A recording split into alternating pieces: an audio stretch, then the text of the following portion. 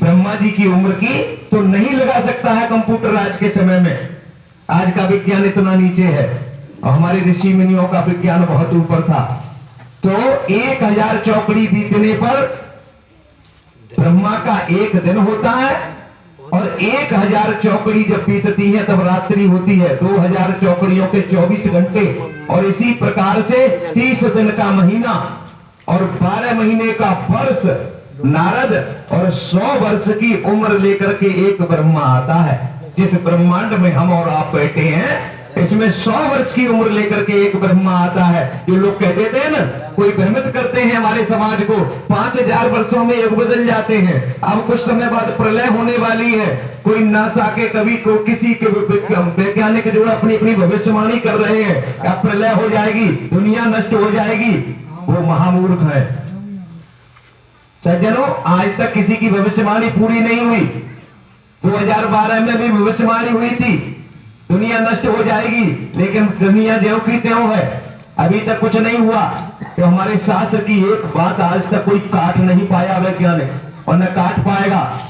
तो इसी प्रकार से 30 दिन का महीना, 12 महीने का वर्ष और 100 वर्ष की उम्र लेकर के नारद जब ब्रह्मा आता है, ये अपने ब्रह्मांड की रचना करता है और 100 वर्ष इस ब्रह्मांड में रहता है। उसके बाद में प्रलय होती है, एक ब्रह्मांड नष्ट होता है और वो ब्रह्मा भी मर जाता है।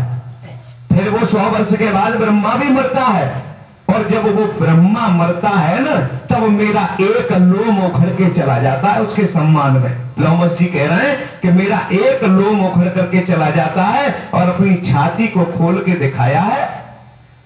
1 रुपए के बराबर लोम जा चुके थे। उन्होंने कहा कि इतने ब्रह्मा अब तक मर चुके हैं सृष्टि में, और जिस दिन मेरे शरीर के सारे लोम उखड़ जाएंगे, इतने ब्रह्मा मर जाएंगे, उस दिन ये लोमस भी नारद मर जाएगा। और बताइए, छोटी सी उम्र के लिए मुझे क्या संग्रह करने की जरूरत है, क्या सब कुछ इकट्ठा करने की जरूरत है। तो संत ऐसे महापुरुष, लोमस जी जैसे संत, सप्तऋषि जैसे संत इस सृष्टि में रहते हैं और आज भी धरा पर संत हैं, भले ही लोग न जानते हो उनके विषय में। तो हो सकता है उन्हीं के लिए लिखा होगा कि ज्यों ज्यों पग आगे बढ़े कोटिनिया के समान।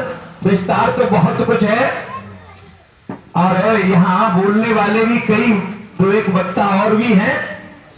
अगर जो इसको एक एक चीज को लेके आऊं तो मैं कलयुग तक लेकर के जा सकता हूं।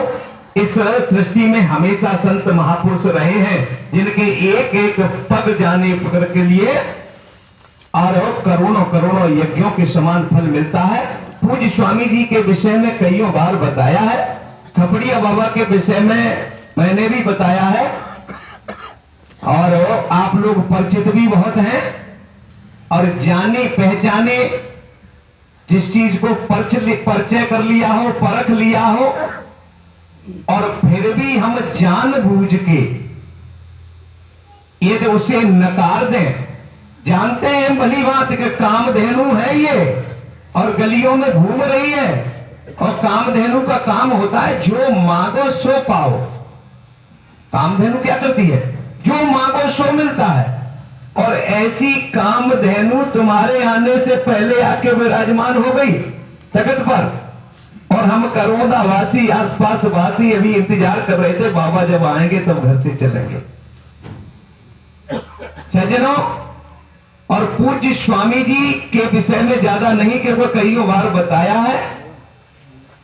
और पूज्य स्वामी जी कैसे महापुरुष हैं, क्या नहीं करने में सक्षम है, ये आप लोग शायद